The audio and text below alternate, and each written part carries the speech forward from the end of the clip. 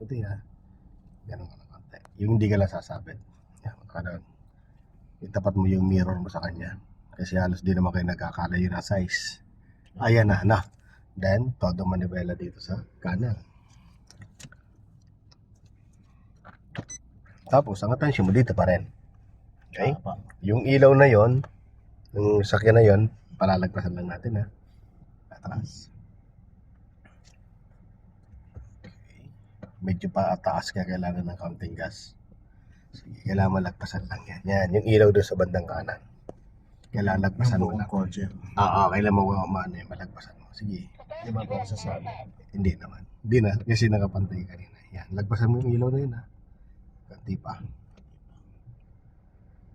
Yan, okay na yan. Ano? Gitna man naman. 1 and 2. Then, dito ang focus. Ilapit mo yung gulong na yun doon sa puting guhit. Huwag sa blue ha. Ayan, sige. Ilapit. Yan. Doon sa puting guhit. Sige. Ilapit ang gulong mo. Ayan na. Lapit na. Okay na yan. Tama na yan. Huwag sobra. Pag sumobra masyado, didikit ka masyado dito. Okay? Todo. Then reverse. Ito makikita mo naman yan. Malayo naman. Atras ka. Kaya ganito sobra tayo. Sige, atras. Sa guhit ka babase. Yan, ang guhit. Yan. Kasi kailangan doon tayo sa guhit. Yan. Sige. Sige. Tayo mo yung makapantay ka sa guhit. Sige. Yan. Ipantay mo lang sa guhit. Konti pa.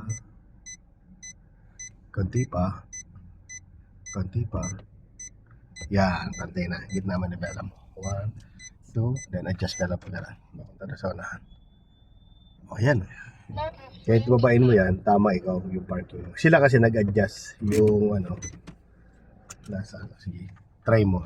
Tingnan mo kung pantay yung pag-park.